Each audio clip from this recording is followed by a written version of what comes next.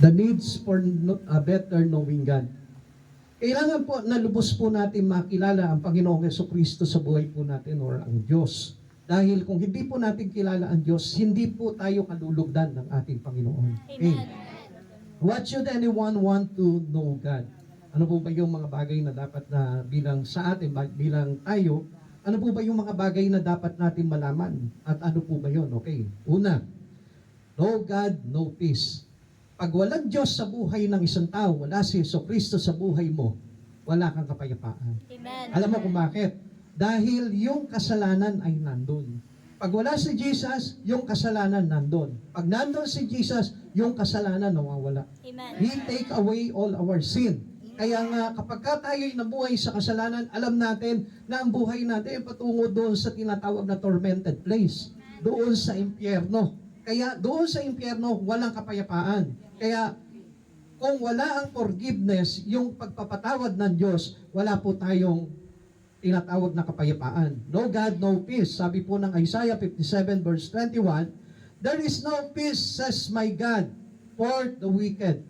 Sa mga makasalanan, wala po talagang kapayapaan. Kaya nga, ang gusto talaga ng Lord, tayo po ay mailayo niya sa pagkakasala. Amen. He is keeping us away from our sin. Kaya, lagi niya pa tayo nililinis. Kaya kapag tumatawag tayo sa pangalan ng Diyos, sabi niya gano'n, tayo maliligtas.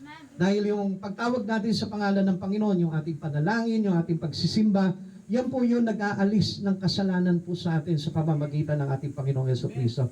Peace is with God. Alam po natin na sa Diyos nagmumula po talaga yung kapayapaan. Another thing is, no God, no peace.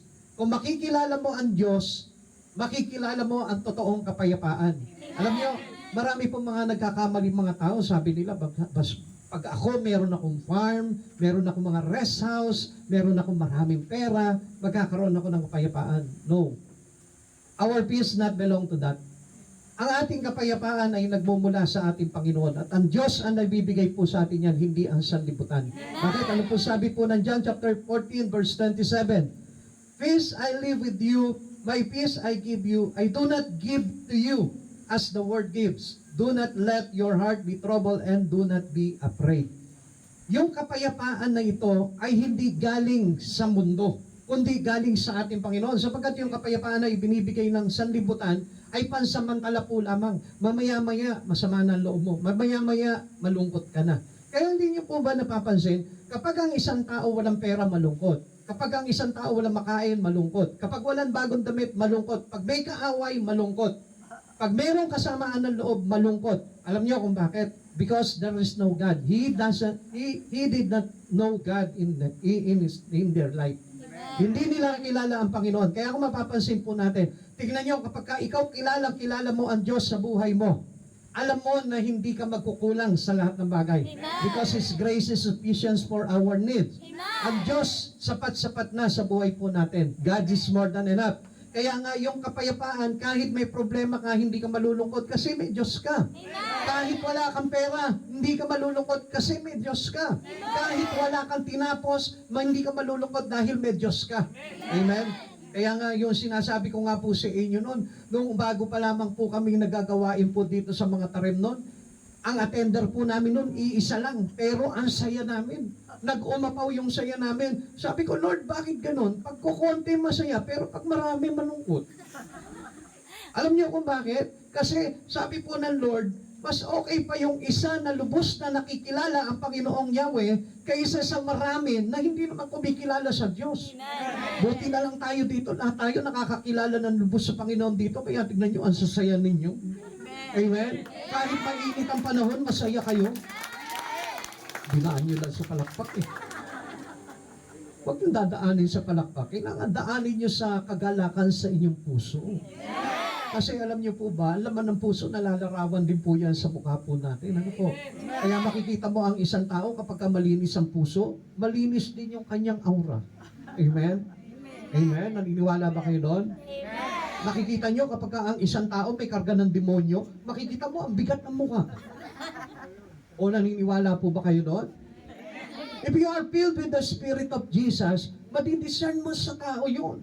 Ako nga, alam nyo, ang na-discern ko sa tao, kapag ka ang isang tao nakikinig ng salita ng Diyos, tapos ang tigas, tumitigas yung leeg, sabi ko, there is something spirit, the strange spirit in them. Oo, totoo po yun. Kapag halimbawa nakikita mo ang isang tao, no, nakikinig, halimbawa nagsishare ka ng words of God, tapos nakita mo yung leeg niya, kumakanyan. Lumilisik yung mata, may karga po yun. Meron po tinatawag na strange spirit po yun na hindi galing sa Lord. Pero pansinin mo yung puno ng kapayapaan sa puso, makikita mo, mararamdaman mo si Jesus God. Amen. Yung wala ng pera, masaya pa. Diba? Sister, alam mo, sa totoo lang, masaya ko ngayon, wala akong pera. Masaya pa? Totoo po yun. Bakit? Because He knows God. Kilala niya ang Diyos ang nagbibigay ng kapayapaan sa Kanya. Amen? Kaya marami pong Kristiyano, hindi po talaga lubos kilala ang Diyos. Kilala lang po nila ang Panginoong Jesucristo bilang tagapagligtas. Hindi nila kilala ang Panginoong Jesucristo na nagbibigay ng kapayapaan sa buhay nila. Knowing God is the heart greatest desire. Yan po yung dapat na dinidesire ng puso po natin. Kung tayo po mismo, desire natin na yumaman tayo, desire natin na mas gumanda yung takbo ng pamumuhay natin, mas higit na dapat na i-desire natin sa puso po natin yung makilala po natin ang lubusan ng Panginoon. Knowing God surpass every other desire of Moses. Alam niyo po ba si Moises? Ang dami po na dapat na talagang sabihin natin na pagpapala na dumating kay Moises. Alam po natin that he was a prince of Egypt, pero binitawan niya po yun. Now, ang tanong po dito, what is the supreme desire of your heart? Ikaw, kung gusto mo talaga ng totoong kapayapaan, dapat alam mo kung ano yung dapat na supreme desire mo sa puso mo. Ano yung pinakamimithi mo lubos sa puso mo. Alam nyo, kapag kapera lang ang pinakamimithi mo sa puso mo, magiging malungkot ka. Pansinin mo, ang pera, nagagawa kang palungkutin. Amen? Maraming tao nagagawa ng pera na palungkutin. Pag wala po silang pera, halimbawa, 20 pesos, 100 lamang yung pera nila sa bulsa nila, makita mo ang lungkot niyan. Pagka halimbawa, hinaya mo yan, halika mamalengke tayo, malungkot yan. Ayoko, wala akong pera ngayon. Hindi mo makikita, ayoko, wala akong pera ngayon eh.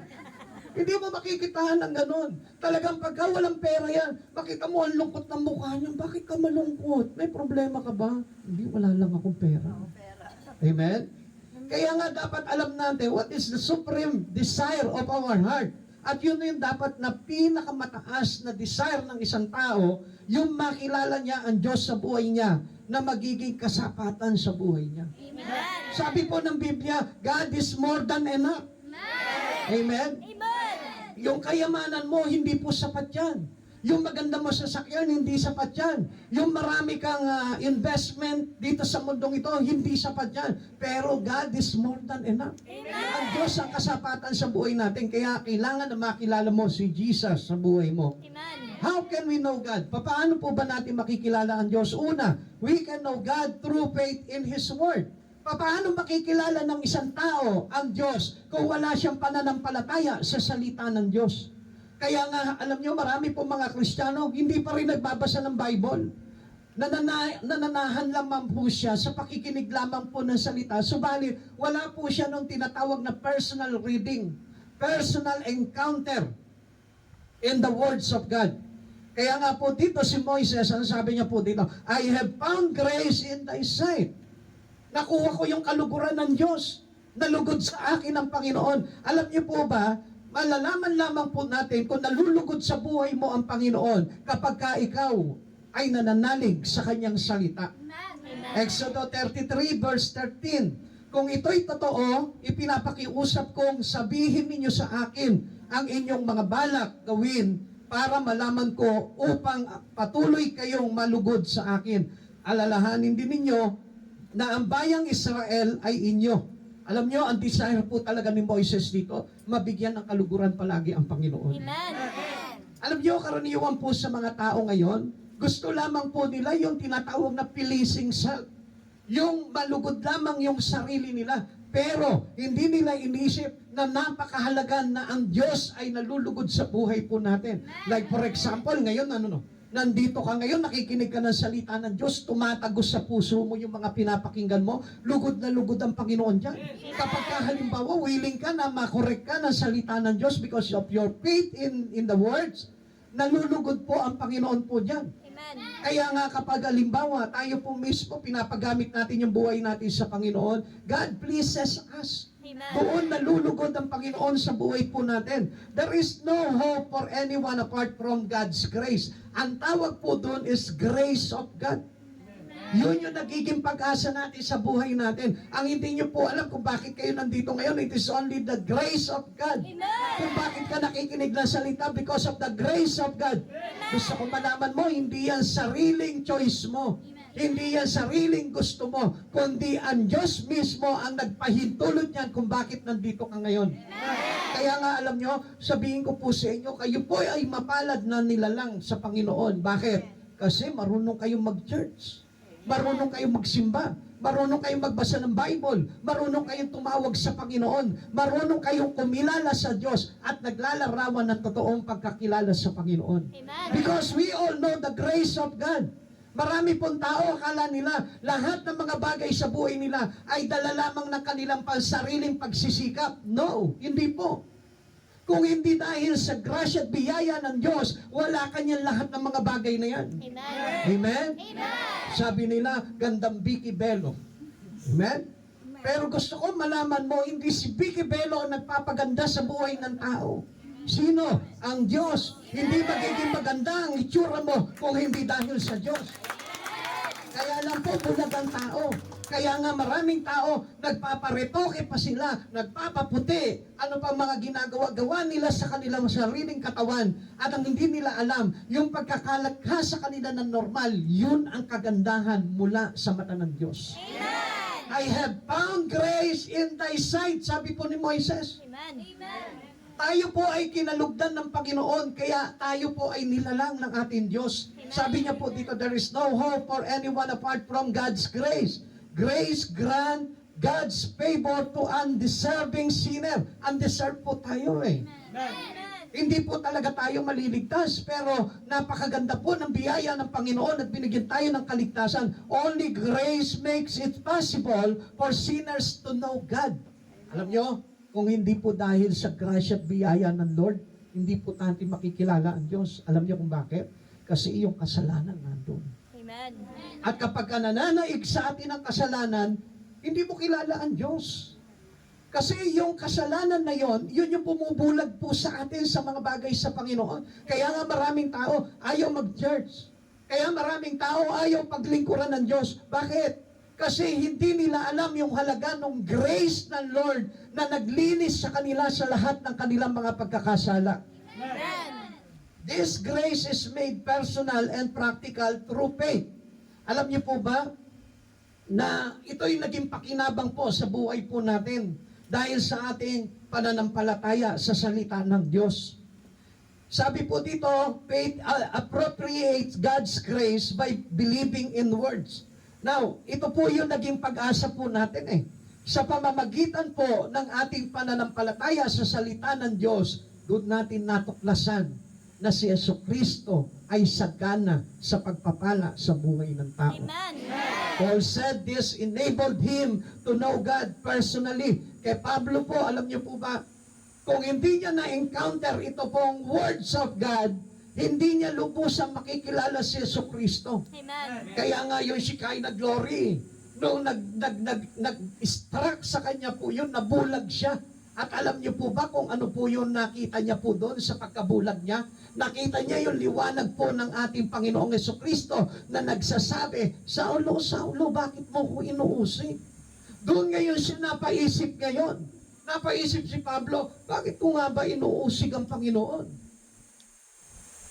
Eh samantalang si Pablo, isa po siya sa mga Pariseyo na nagtuturo ng batas ni Moises.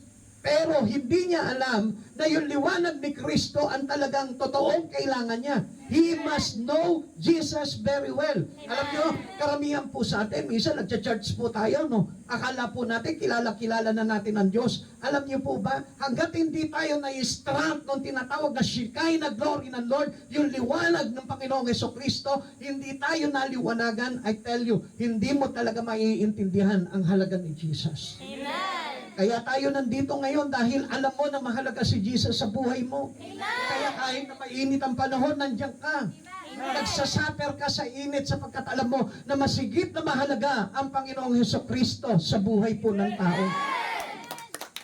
2 Timothy chapter 1 verse 12, at iyan ang dahilan kaya ako nagdurusa ng ganito, ngunit hindi ako nahihiya, sapagkat lubos kong kilala ang aking sinasampalatayaan at tiyak at natitiyak kong maiingatan niya hanggang sa wakas ang ipinagkatiwala ko sa Kanya. Tingnan mo yan ha, kapag yung buhay mo tiniwala mo sa Panginoon, maaasahan mo yan. Yung grace ng Lord is overflowing grace po yan. Kaya nga sabi niya, ang biyaya po'y sapat sa lahat ng iyong pangangailangan. So ibig sabihin, whatever aspect in your life, kahit na anong aspeto ng buhay mo, sakop yan ng grace ng Lord. Kung bakit ka nakakapagtrabaho, alam mo, dahil sa grace ng Lord yan. Kung bakit maayos yung kalagayan mo ngayon, grace ng Lord yun. Amen. At gusto ko malaman mo, wala tayong maipagmamalaki sa Panginoon kahit gumawa ka ng gumawa. Gusto ko malaman mo, by grace, doon lamang po tayo naligtas. Amen. Ito po ang kanyang faith, and entrust niya po talaga sa Panginoon. Ngayon, alam mo mga kapatid sa Panginoon, if you entrusted your life into the words of God, into Christ Jesus, mapapagkatiwalaan mo talaga ng todo. Pagdating ng araw, alam mo na may magandang mangyayari sa buhay mo. Amen. Hindi katulad ng investment dito sa mundo, ano po?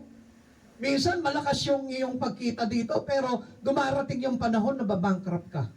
Hindi stable ang buhay dito sa mundo. Pero kapag ka kay Jesus ka nagtiwala into the grace of God, mapapagkatiwalaan mo hanggang sa dulo ng walang hanggan. Amen. Moses had come to go faith long ago. Ito po si Moises, bata pa lamang po siya, iningatan na po siya, no? Hindi po siya pinabayaan ng kanyang mga magulang na maisama sa ipapapatay. Kaya nga po, itinago po siya ng 3 buwan. Now, he wanted to know God better. Kaya nung lumaki po siya, nung nagkaroon na po siya ng sapat na kaisipan, doon niya masigit na gustong makilala ng todo ang Panginoon. Amen. Do you know God? Or how well do you know Him? Ikaw, kung ikaw si Moises, gagawin mo rin ba itong bagay na ito? Na iwanan lahat ng mga bagay sa buhay mo for the glory of God's sake. Kaya mo bang iwanan lahat ng mga pangarap mo for Jesus' sake? Kaya mo bang iwanan ang lahat ng mga bagay sa buhay mo para lamang malugod sa iyo ang Panginoon? Yan po yung karaniwan dapat na itanong natin sa sarili natin. Paano kaya kung halimbawa dumating ako sa punto na sinabi sa akin ng Lord, anak, iwanan mo yan, sumunod ka sa akin. Paano kaya kung halimbawa katulad po nung kay Peter, kay Pedro, nung siya po ay namamalakayan ng isda, nadatnan po siya ni Jesus at ang sabi sa kanya ni Jesus, follow me and I will make you a fisher of men. Paano kaya ang gagawin mo? Susunod ka kaya sa Kanya o hindi? If you truly know God, gusto ko po na malaman mo, susunod ka. Amen. But if you know Jesus only and not much, hindi ko ganun kakilala si Jesus, I tell you, tatanggihan mo ang Panginoon. Kaya maraming tao tumatanggi sa Panginoon because hindi nila kilala talagang lubusan ang Panginoon sa buhay po nila. Tingnan niyo po itong si Moises, ha? Hebrew chapter 11 verse 23 to 29. Dahil sa pananampalataya, ang mga magulang ni Moises ay hindi natakot na sumuway sa utos ng hari na makita nilang maganda ang sanggol, itinago nila ito sa loob ng 3 buwan.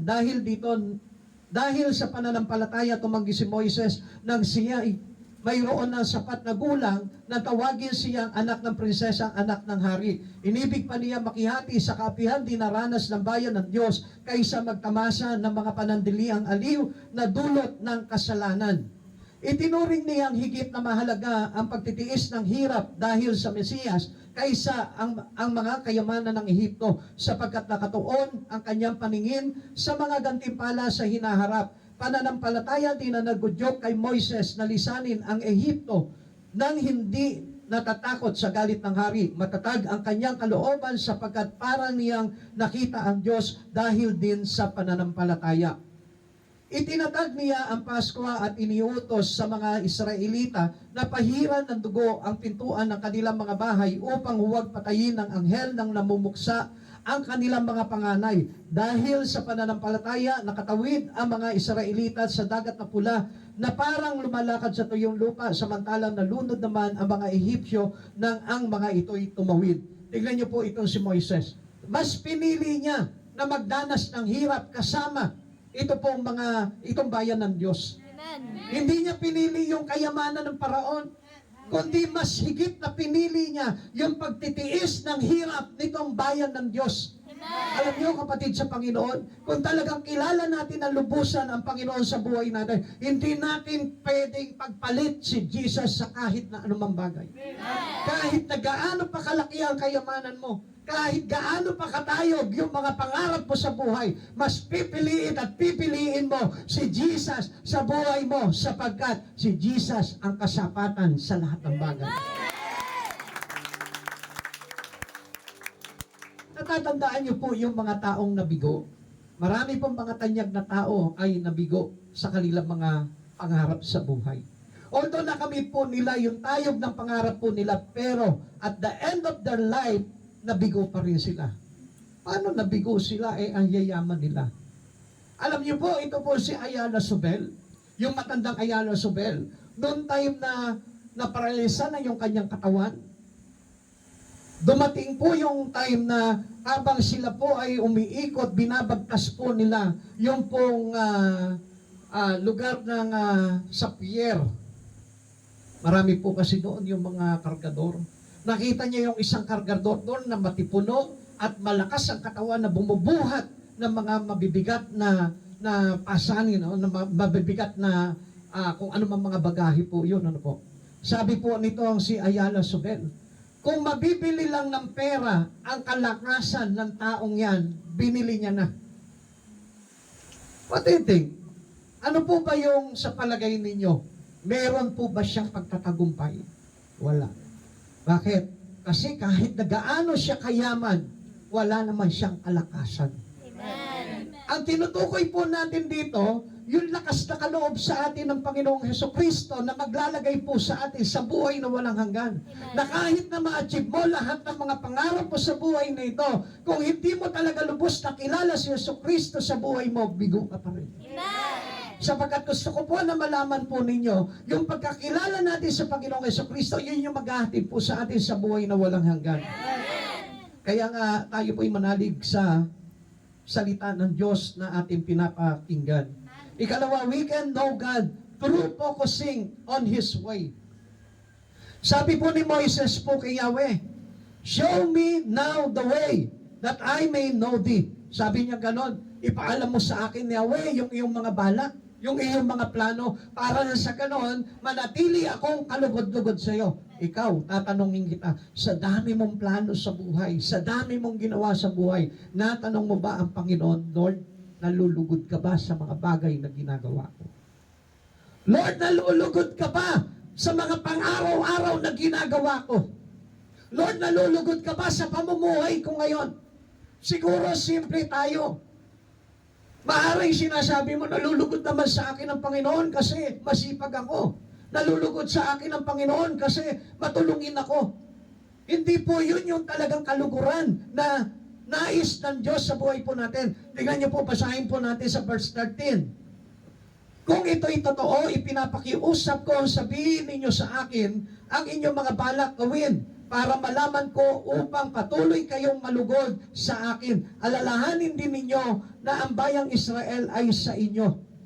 Desire to know the way of God in your life. Amen. Kailangan ikaw mismo, yung pinaka-supreme desire mo, yung pinaka-ninanasa na minimiti ng puso mo, ay yung makilala mo ang Panginoon sa buhay mo.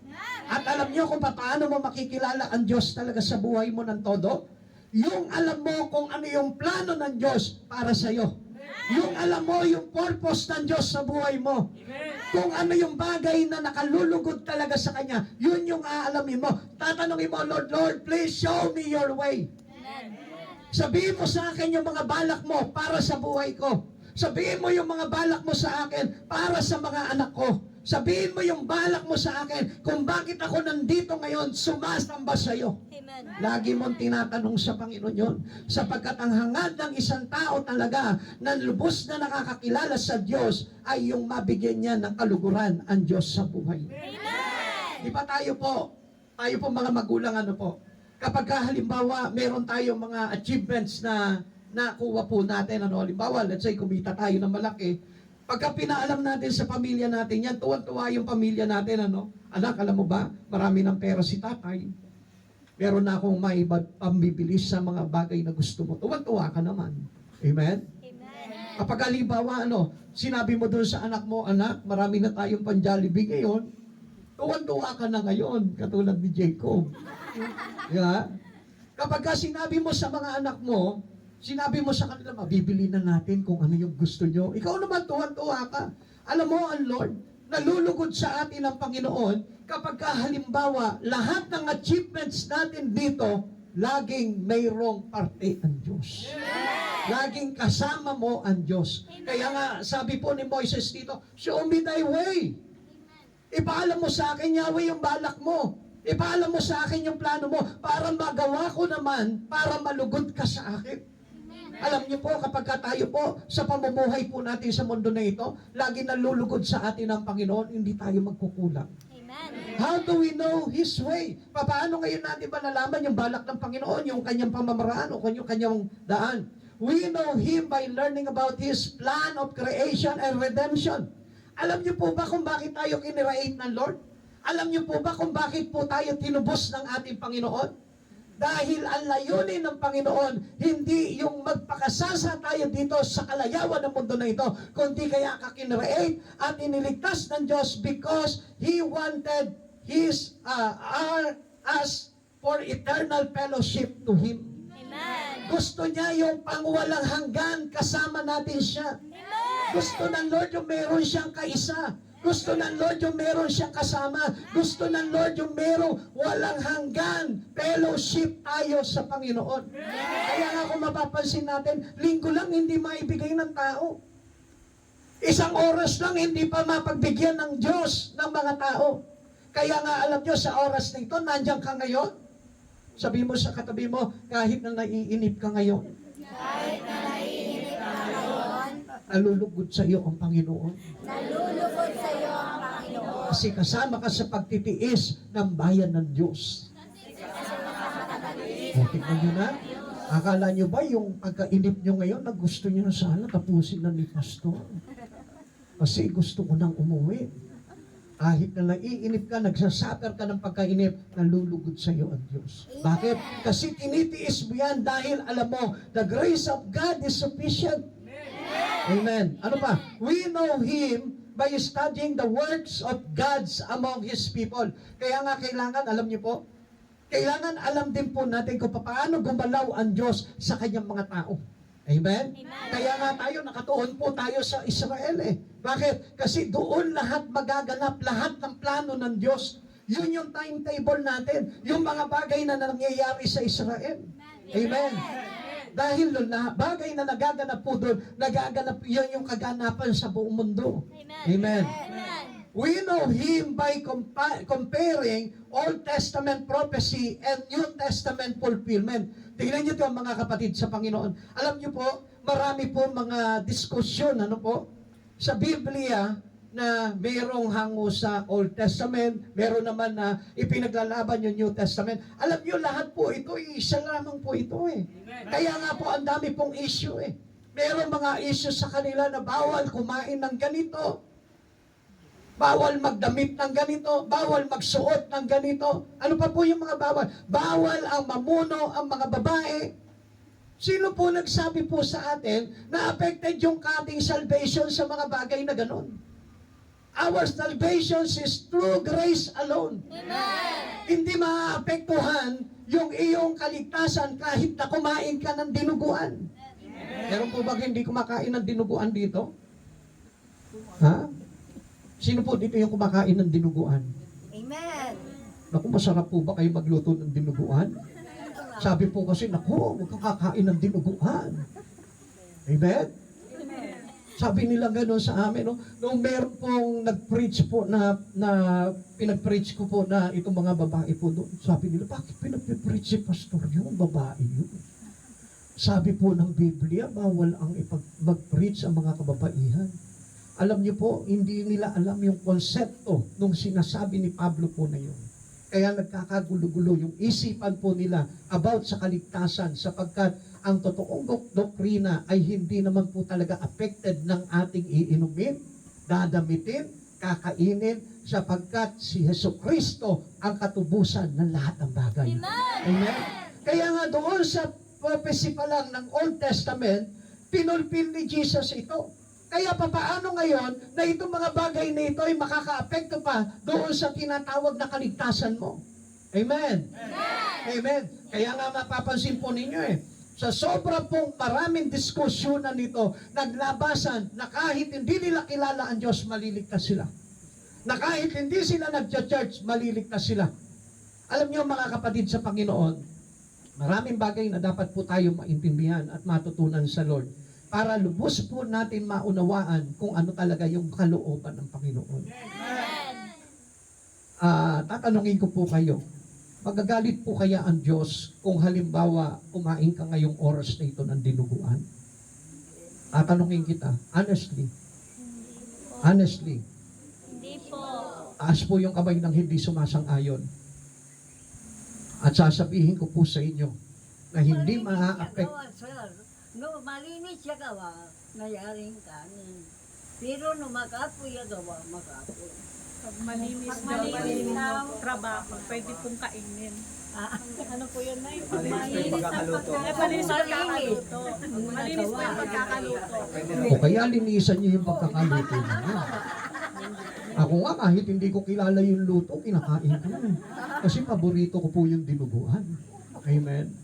Masarap kaya yung biyaya ng Lord yun. Amen.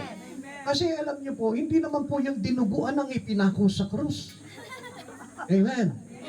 Amen. Yung po ba yung pinako sa krus? Hindi naman eh. Tsaka hindi natin pwedeng i-compare yung blood of Jesus sa mga blood lamang po ng mga hayop. Amen. Kaya wala po tayong dapat na ika-problema po doon sa mga bagay na yon. Amen.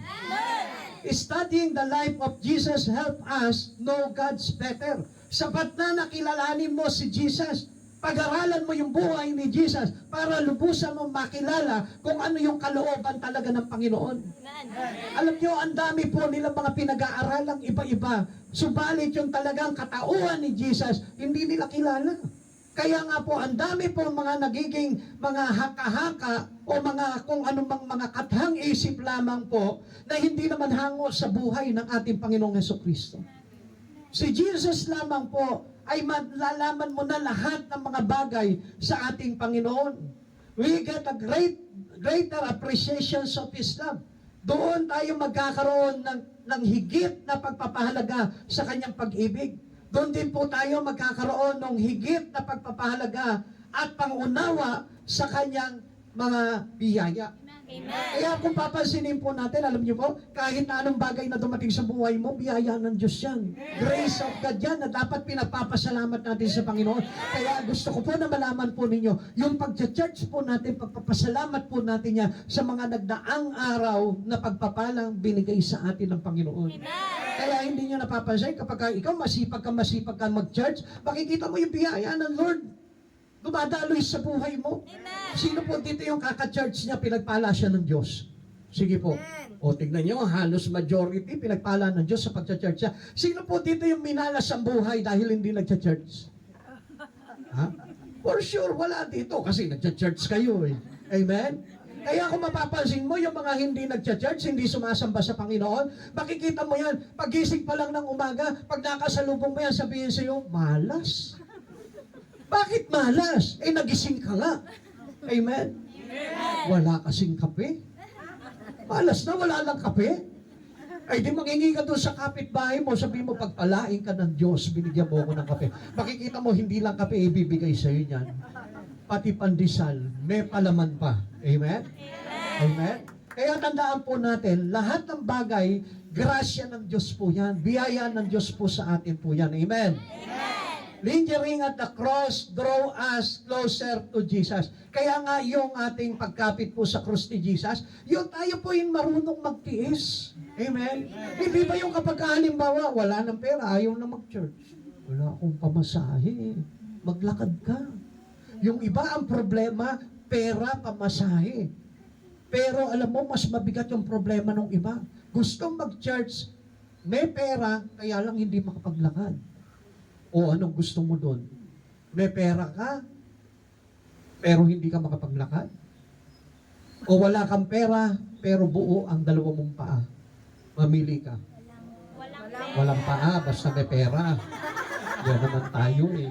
Lagi na lang pera na lang palagi eh. Kaya tuloy, yung pera po tuloy, kinokontrol na tayo eh. Pag sinabi sa iyo ng pera, konti lang ako, malungkot ka na.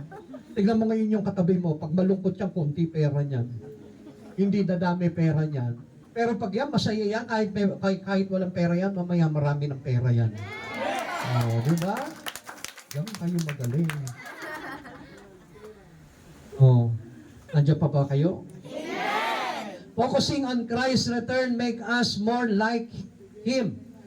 Alam niyo po, yung tinatawag na God's way, yung focus on God's way, alam niyo po yan, dapat tayo po mismo, nagbabantay po tayo sa mga kaganapan, especially doon sa pagbabalik ng ating Panginoon.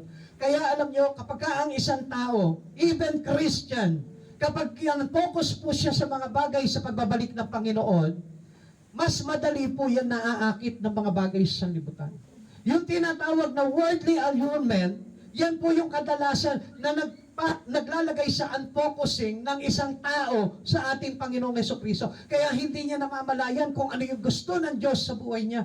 Kaya hindi niya namamalayan kung ano yung plano ng Diyos sa buhay niya. Bakit? Because of unfocus.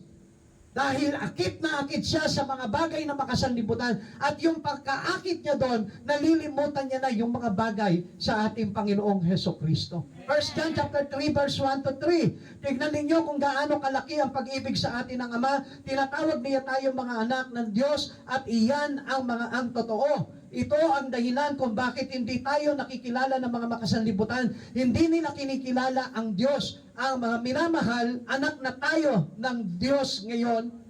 Ngunit hindi pa nahahayag ang magiging kalagayan natin. Ngunit alam natin pagparitong muli ni Kristo, tayo'y matutulad sa Kanya sapagkat makikita natin kung sino talaga siya. Kaya't ang sino mang may ganitong pag-asa ay nagsisikap na maging malinis ang pamumuhay tulad ni Kristo. Kaya nga yung mga nakapokus kay Jesus, alam niyo po yung mga greatest desire niya, magbago. Ang greatest desire niya, magpakabanal. Ang greatest desire niya, yung makawala siya sa kasalanan. Kaya nga, yun yung preparation natin eh. Being watchful for the return of God into our life. Yung pagbabalik ng ating Panginoon, napopokusan po yan. Kaya nga kapag halimbawa, mayroong mga bagay tayo na kinaumalingan sa mundo na ito, dapat mag-ingat po tayo.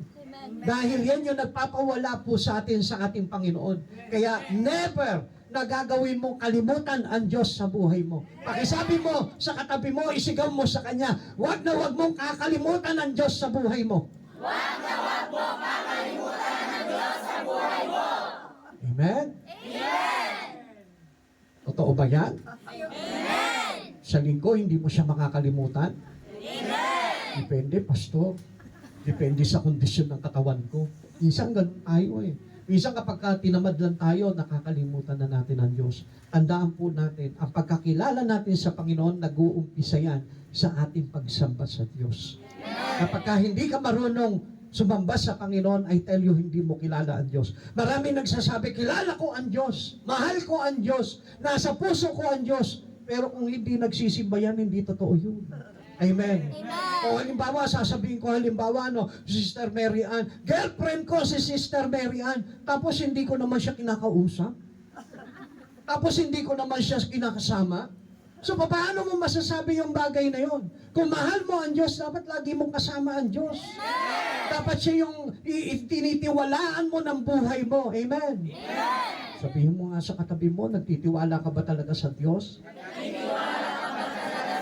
Kaya dapat lagi ka may ugnayan sa Diyos. Amen. And last, number 3, we can know God through full surrender to Him. Sabi po nung una, no, we can know God through faith in His Word. We can know God through focusing in His way. And last, we can know. May sumingit. Sa kaya galing yun. Ang sarap ng lasa. Ha? Masarap ang lamok dito.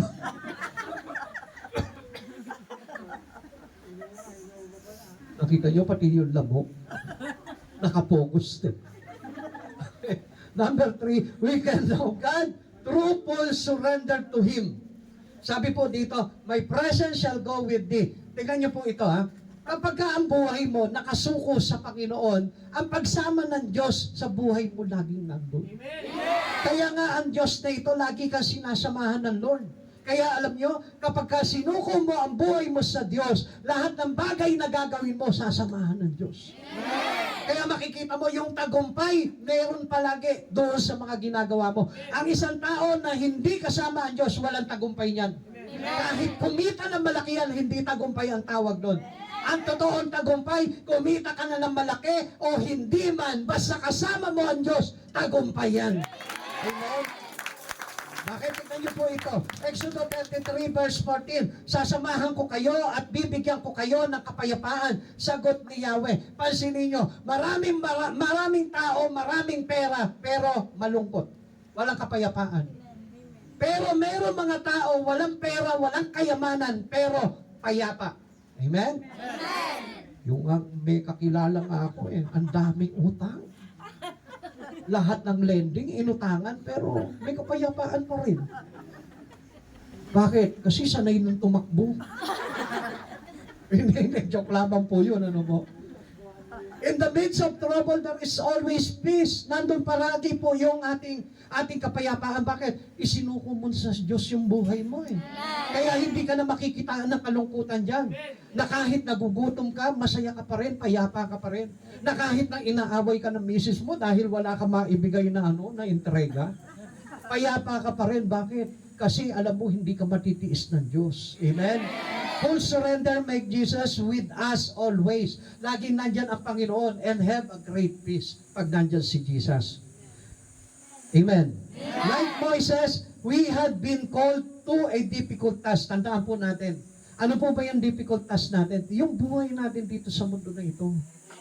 Ang mahalaga po dito, basta mayroon Diyos ka, kahit na anong bigat ng pinagdaraanan mo, malalampasan mo yun ng may kapayapaan. He had undergone many trials. God had been with him all the way. Alam natin kasi lagi tayong kasama ng Diyos Ang sabi niya gano'n, I will be with you until the end of this age. Sasamahan ko kayo hanggang katapusan ng sanlibutan. Kaya nga wala tayong dapat na ikabahala Dahil ang Diyos ay kasama po natin. Kahit na walang-wala ka na sa buhay na ito, just keep on calling God. Sabi niya gano'n, call unto me and I will answer you. Sasagot palagi ang Panginoon. Kaya wala po tayong dapat na ikalungkot dahil kasama natin palagi ang Diyos sa buhay po natin. Amen. God's faithfulness in trials moved Moises to want to know Him better. Ito yung nagtutulak sa kanya Yung pagiging yung tapat ng Diyos, yung katapatan ng Diyos, na kapag ka dumaranas ka ng pagsubok, nandiyan palagi ang Diyos. Ikaw, tatanungin kita, kailan ka hindi sinamahan ng Panginoon? Sabihin mo sa akin. Doon sa mga trials mo, doon sa mga pinagdaraanan mo, tatanungin kita, kailan ka iniwanan ng Diyos diyan sa mga pagsubok na yan? Nung meron kang kawalan, nung meron kang karamdaman, nung meron kang mga kaaway, kailan ka pinabayaan ng Diyos? Hindi po ba hindi tayo pinabayaan ng Lord? Because His promise, I will never leave you nor forsake you. Hindi kita iiwan, ipababayaan. Kaya nga, He was willing to keep following wherever God's will led them. Ito si Moises, kahit saan siya, dalhin ng Panginoon, sumusunod siya. Ikaw, tatanungin kita, kung talagang totoo na ang Diyos ay hindi ka pinabayaan, bakit ikaw ayaw mong sundin at gawin ang pinagagawa sa iyo ng Diyos? Bakit tayo po mga tao, madalas tinatanggihan natin ang Diyos sa buhay natin? Samantalang itong Diyos na ito, hindi tayo pinababayaan, hindi tayo iniiwanan. Sabi niya po sa Exodus 33 verse 19 to 23, makikita mong lahat ang aking kaluwalhatian at bibigkasin ko sa iyo ang aking pangalang Yahweh. Mahabag ako sa nais kong kahabagan at maaawa ako sa nais kong kaawaan. Ngunit hindi mo maaaring makita ang aking mukha sapagkat tiyak na mamamatay ang sino man makakita niyon. Dito sa tabi ko'y may matatayo ang kambato. Pagdaan ng aking maningning na kalwalatian, ipapasok kita sa siwang ng bato ito at tatapan ko kita ng aking kamay. Pagkalampas ko'y aalisin ko na ang aking kamay at makikita mo ang likod ko. Ngunit hindi ang aking mukha, sagot ni Yahweh. Tignan niyo po yung closeness na binibigay nito kay Moises. It is the same closeness that will give to you by God. Gusto ng Diyos na ito maging close ka. Gusto ng Diyos na ito, makilala mo siya ng todo. Kaya lang, isang bagay lang ang hinihiling sa iyo ng Panginoon. Paunlakan mo po siya palagi sa buhay mo. Bigyan mo po siya palagi ng kaluguran sa buhay mo. At huwag na huwag mong kakalimutan ang Panginoon na lagi mong kasama sa araw-araw na buhay mo. Amen. Do you long to know God? Kilala mo na ba ang Diyos ngayong oras na ito sa buhay mo? Do you long to know Him better? Ikaw, gusto mo ba siya makilala ng todo sa buhay mo? Trust God as your Savior and know Him personally. Study His Word and His way and surrender fully to Him. Suko mo na yung buhay mo sa Kanya. Huwag na huwag mong hindi isusuko yung buhay mo. Sapagkat ang Diyos, sa huling yugto ng buhay ng isang tao, sa Kanya tayo haharap. Siya mismo yung sasalubong sa atin. At kung hindi tayo nagsuko ng buhay at hindi natin nakilala ng todo ang Panginoon sa buhay natin, you will lose your salvation. Kaya tandaan mo, kapatid sa Panginoon, pag inaman mo na makilala mo ng todo sa buhay mo ang Panginoon, ilalani mo siya ng lubusan. Huwag na huwag kang tatanggi sa mga paunlak, sa mga bagay na paanyaya niya sa buhay mo. Paunlakan mo palagi siya. Sige po, tayo po ay magsitayo sa presensya ng Panginoon.